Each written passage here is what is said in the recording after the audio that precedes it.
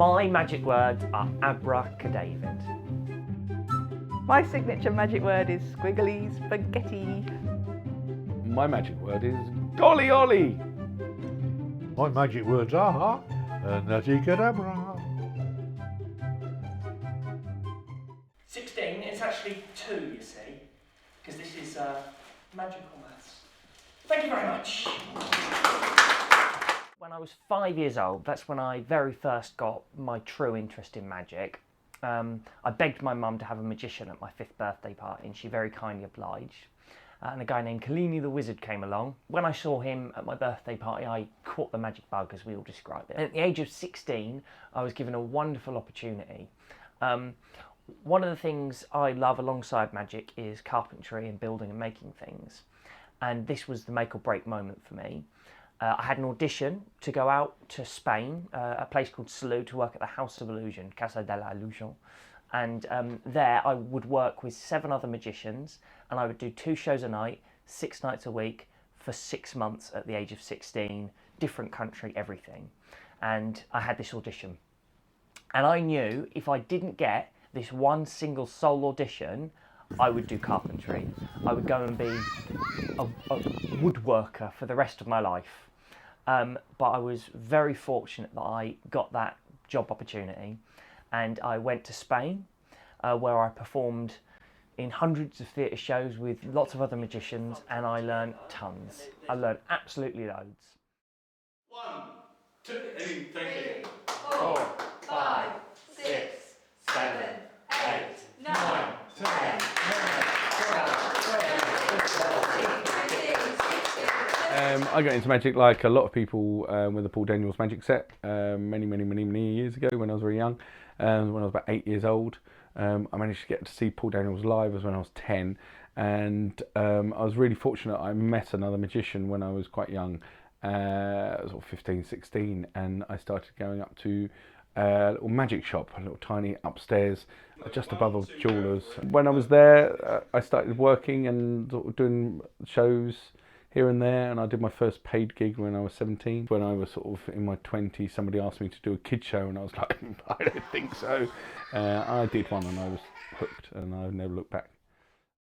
Here comes, that's it, keep going, keep pumping, that's it, well, give them both a big clap, well done. I started getting into magic when my daughter was about 6 years old. She was really fascinated by magic, and so I learnt some tricks to show her. I'd always done magic a little bit as a child, but I started learning a lot more when she was interested in magic. So I started teaching her sort of various basic little magic tricks, and she actually wanted to do a little show for some of her friends. So she put on a show, and it went really well. She did a show all on her own, all her friends watched, and it was brilliant. And then she got asked to do another show, and she didn't want to do the next one, but she'd already committed to it, so I did it for her, and I got such a kick out of it, performing in front of the children. After she got into magic, I started sending myself to magic clubs and to conventions and learning that way, and I bought books and DVDs and started doing parties for her friends and her, and people started booking me and sort of saying, oh, can you come and do my child's party as well? And suddenly, before I knew it, my diary was full of parties, and hadn't ever really sort of thought about it, but it just sort of happened sort of organically, really. Turn it inside out. Give it a little shake and reach in and produce an egg. We're going to go back to 1961 in South London, where I was then in the Metropolitan Police Cadets. We were rehearsing in the police station yard for a gymnastic demonstration. It started to rain, so we retired to the canteen. And as in most police stations in those days, they always a pack of cards on the table. Unbeknown to any of us, the sergeant, Ron Darce, was a member of the Magic Circle. And while we were watching for the rain to pass, he did a few card tricks, and 3 or 4 of us got quite interested. I was between jobs, and I got a part-time job, or a fill-in job, as a hospital porter at the hospital in Hitchin. And the staff had put on a show for the patients for the Christmas. But unfortunately there was a flu epidemic, and the staff were going down like flies. So the show was decimated. So Norman, as in his often fashion, opened his mouth and said I could do a bit of magic, and was duly star of the show. Basically, I turned a very interesting hobby into quite a nice little earner. The best part of being able to do magic and having it in my life has meant that I've been able to travel and see a lot of Europe, and I've had the opportunity to meet and talk with some famous people and some people that have inspired me an awful lot. There is nothing better than turning an audience, and it might be a group of children, or it might be 50 drunk blokes, or it might be just a miserable looking family audience, and you know you've got to get up there and turn it into the best show that you've ever done and make them have a great experience. And if you do it, and if you win, and you win them over, there's nothing better. That is the best job satisfaction ever. I certainly wouldn't have finished up in the middle of Africa at the site of an oil well entertaining if I hadn't had the magic. I certainly wouldn't have worked on board cruise ships without the magic. I wouldn't have met lots of super people in the magic fraternity if I hadn't had the magic. Being a magician has given me a lot more confidence in life, I think. I was very insecure and didn't really have anything. I never felt like I was particularly good at anything, but when I started doing magic, I kind of suddenly felt that there was something that I was good at, and I was good at making children laugh, and it's given me a lot of self-confidence, and it's given me sort of an identity for myself as well, in the way that I didn't ever have sort of a self-image of who I was, and yeah, it's made my life sort of much happier.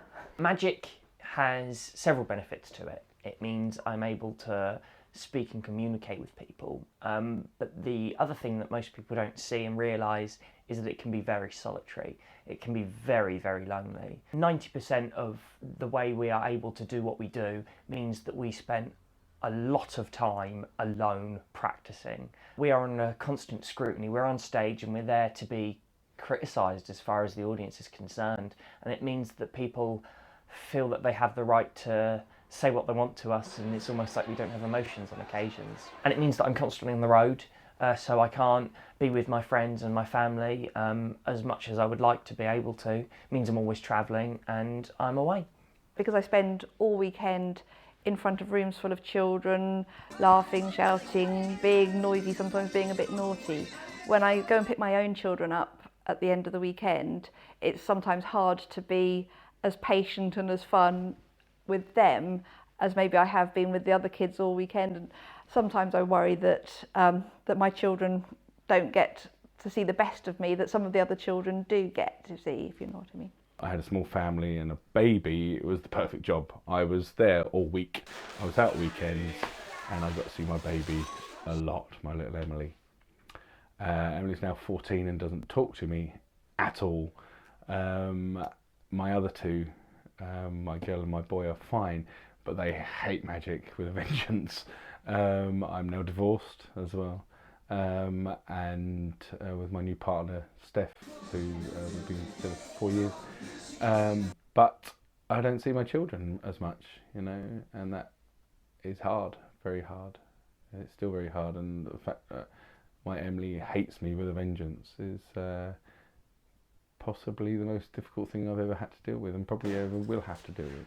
By then I had an established business and client base. Probably then I was doing about 250 to 300 shows a year, earning good money, and Kerry expected me to drop it like a hot potato or something, and I just couldn't do that.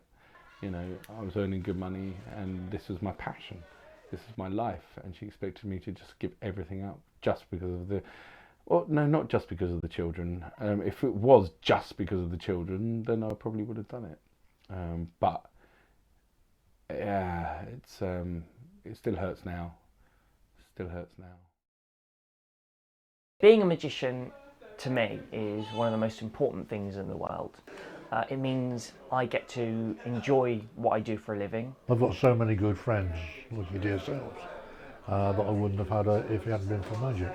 I suppose what I love about magic, and still watching magic for myself rather than performing magic, is to actually be for myself, and regaining that childish thing when you're a kid and you watch something, and that dynamic coin thing is and going, holy, really, and just losing it for a minute. I don't think I even realised that being a children's entertainer was a job that existed until I saw the fantastic Magic Ollie do a show when my son was 4, and I watched him with an open mouth thinking, this is amazing, this is so funny and clever, and I want to be the person up there standing making the kids laugh like that, because that just looks like the most fun ever. I get to take all my creativity and my artistic temperament and I get to throw it on stage. There's always something new, although usually it's old. You start to realise what people are experiencing watching you.